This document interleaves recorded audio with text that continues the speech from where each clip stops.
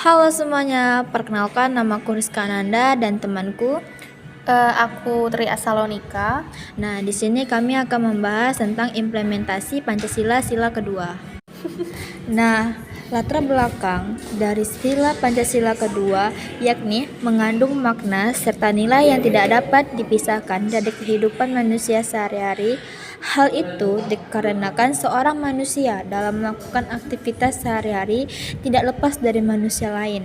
Selain itu, dalam sila kedua juga terdapat nilai keadilan di mana menuntut kita sebagai manusia yang tidak lepas dari manusia lainnya untuk saling membantu dan menjunjung tinggi keadilan dalam kehidupan berbangsa dan negara, seperti halnya pemerintah Kabupaten Garut, Jawa Barat yang memberikan bantuan kepada korban bencana banjir bandang. Ini menunjukkan bentuk implementasi Pancasila dalam kehidupan sehari-hari, yaitu sila kedua. Dalam hal ini, pemerintah telah berupaya memenuhi amalan Pancasila tersebut.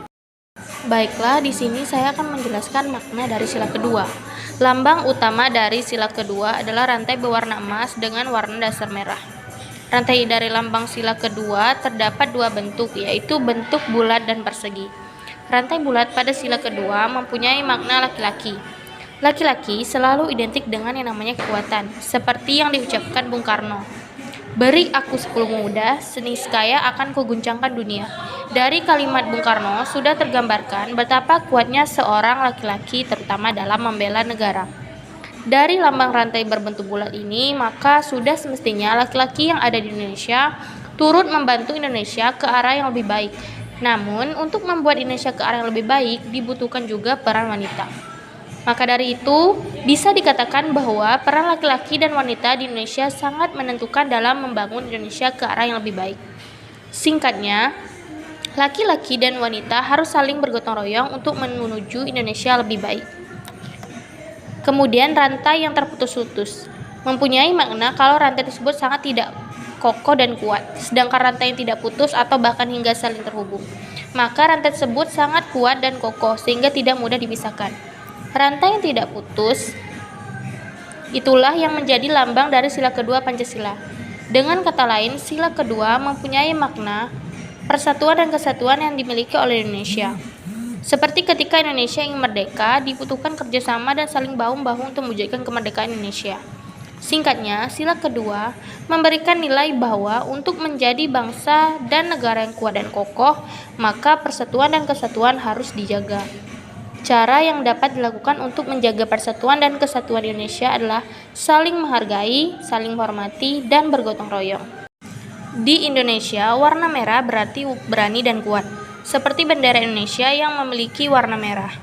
Bukan hanya di bendera Indonesia, warna dasar lambang sila kedua juga berwarna merah. Warna dasar merah pada lambang sila kedua dapat dimaknai bahwa untuk membuat Indonesia lebih maju dan baik dibutuhkan keberanian dan kekuatan dari putra dan putrinya. Itulah mengapa warna merah dipilih sebagai warna dasar dari lambang sila kedua. Seperti yang kita tahu bahwa dalam membangun sebuah negara ke arah yang lebih baik dibutuhkan keberanian dan kekuatan. Oleh karena itu, putra dan putri Indonesia harus memulai saling bergotong royong. Nah, selanjutnya, nilai-nilai sila kedua. Sila kedua dari Pancasila memiliki beberapa nilai yang dapat dijadikan sebagai pedoman dalam kehidupan bermasyarakat. Nilai pertama dari sila kedua yaitu kesopanan dan adab. Seperti yang sudah diketahui oleh banyak orang bahwa sila kedua berbunyi kemanusiaan yang adil dan beradab. Dari bunyi sila kedua, maka bangsa Indonesia perlu berperilaku dan bersikap sopan dan beradab sesama manusia lainnya. Apa jadinya jika dalam bermasyarakat setiap manusia tidak memiliki rasa sopan dan beradab? Tentunya akan ada banyak manusia yang berperilaku dan bersikap dengan etika yang tidak baik. Oleh karena itu, Indonesia membuat Pancasila supaya nilai-nilainya bisa menjaga ketentraman bangsa Indonesia. Terlebih pada sila kedua yang dimana mengajarkan kita untuk beretika baik terhadap sesama manusia.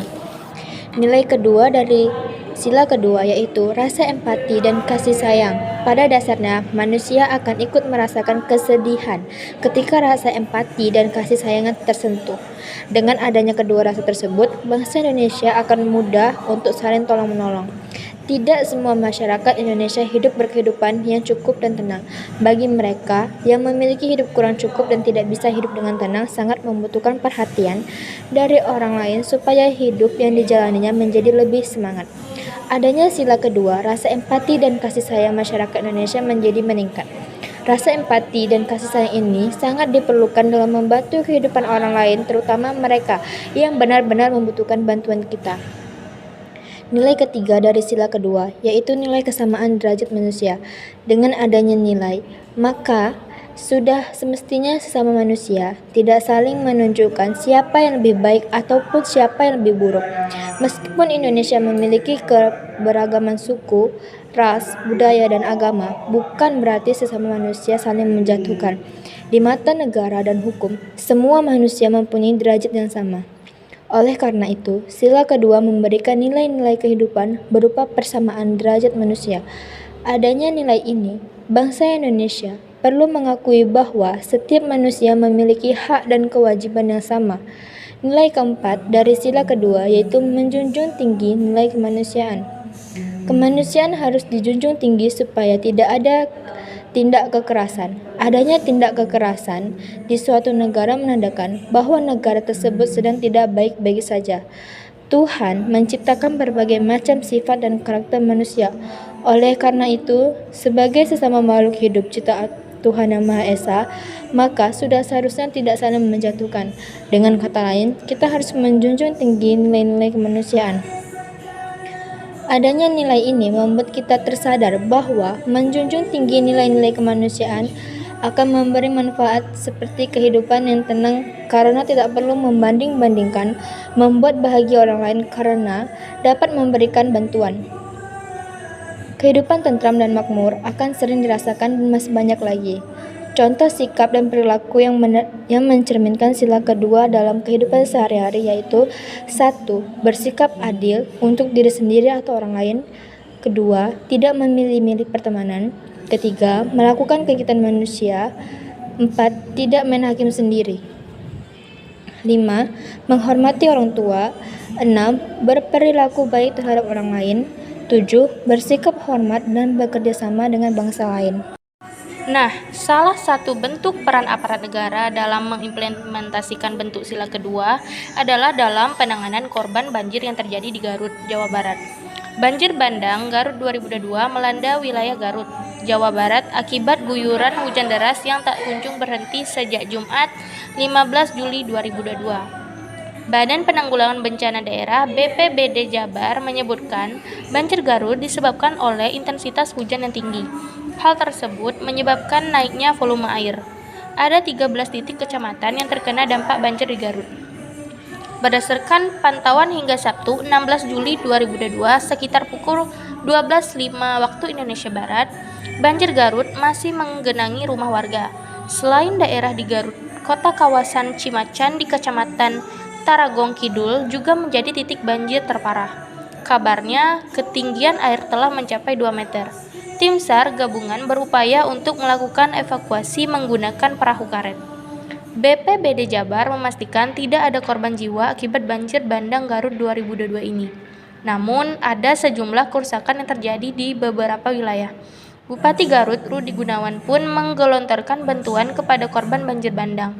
Korban banjir yang membersihkan rumahnya secara mandiri karena terdampak banjir akan diberikan bantuan sebesar Rp500.000. Dan selanjutnya bagi yang agak berat, ada lumpur dan sebagainya akan diberikan maksimal sebesar Rp1.000.000 per rumah. Bupati Garut meminta agar aparat pemerintah bisa bekerja cepat mengusulkan anggaran dari pos biaya tidak terduga BTT. Kepala Badan Penanggulangan Bencana Daerah BPBD Provinsi Jawa Barat yang hadir dalam rapat koordinasi penanggulangan banjir di kantor BPBD mengakui bantuan cash for work atau uang tunai bagi korban baru ada di Garut dan bisa menjadi sebuah terobosan baru yang layak ditiru oleh daerah lain. Baiklah, itulah pembahasan dari implementasi Pancasila sila kedua yang diterapkan oleh salah satu kota di Indonesia. Sekian dari kami dan Bye-bye. bye.